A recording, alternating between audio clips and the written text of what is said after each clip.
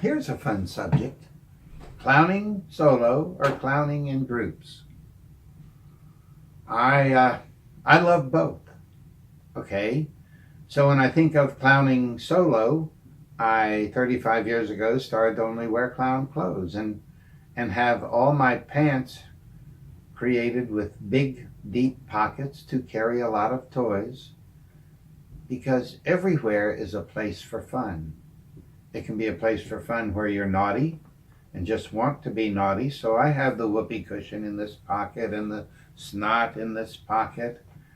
But it's also you're on an airplane and a child in front of you is crying in the mother's arms and wah, wah, wah, and everybody wants to kill the child. If I get that little finger puppet that's in this pocket over here and do this, huge numbers of time they stop. Balloon is another thing. Balloons are in this pocket. So the solo clown, the privilege of experimentation. Okay, you are performing and you can notice results and you can experiment in almost any direction. The more you look like a clown, the more freedom of experimentation you have. And I have a huge number of things that I now do anytime I clown. I first played with in practice. I showed you a lot of the stuff in my travel bag, so you see that not only do I have the things in my pockets, I have all those things in my travel bag as well. What I didn't show you is one of my favorites is a pile of poop, a fake pile of poop. I don't think I talked about this. You're in an airport and your plane's been delayed 4 or 5 hours, and traditionally you're supposed to be really bummed out and say, I'm never going to be on that airlines again, or blame the stewardess who just saved your life for protecting you from an airplane. So sometimes I read. I'll admit I'm an addict. But sometimes I get that pile of poop and I look where a lot of people are walking and I set that pile right down. And, people know if they're thinking about it, it's fake. But when you see a thing that looks like poop and you're walking in a hurry, you dance around it. And you dance energetically around it because you don't want to step in it.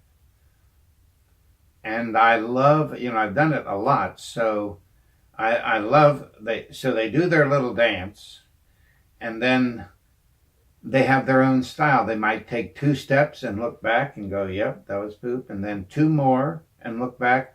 My record is 3, couple of steps and look back to see if the poop was really there. And it's cheap, so you can, it's $1.27, so you can, the sweepers can come and pick it up, and that works too. My fun thing is that the people who go, I'm waiting 3 or 4 hours too, why don't I watch? My record is 42 watchers.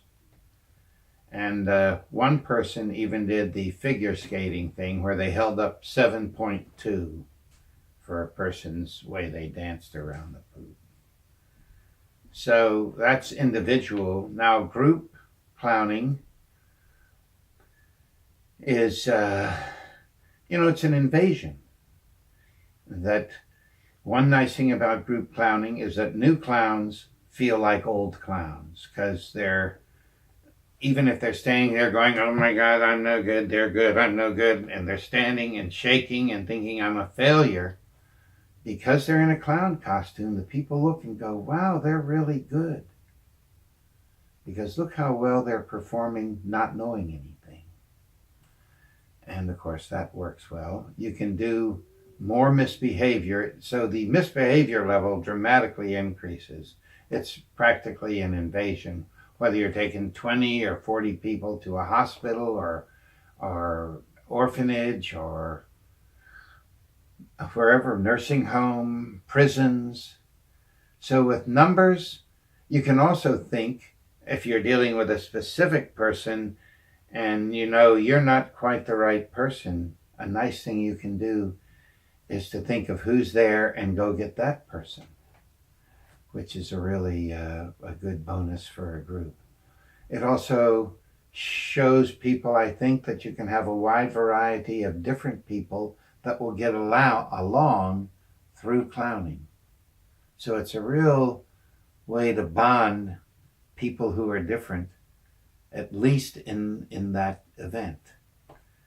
And oh, if you've clowned with other people, I mean, now in Russia on the trip, at least half the people are repeaters. So you have a dramatic increase in misbehavior. Or if you have musicians, you can connect them, or as you know the skills. So you have a grab bag of possibilities when you have a team. And I think it can protect you more. If you invade with a group of people, it's unlikely you'll be arrested or beaten up and those kinds of things. So there's good stuff in doing it by yourself. That's where you log your introductory hours. Thousands of hours of doing. It's kind of like practicing the piano, is that you want to play this piece, so you have to practice and practice and practice and practice and practice and practice and practice and practice. And the result is worth the practice.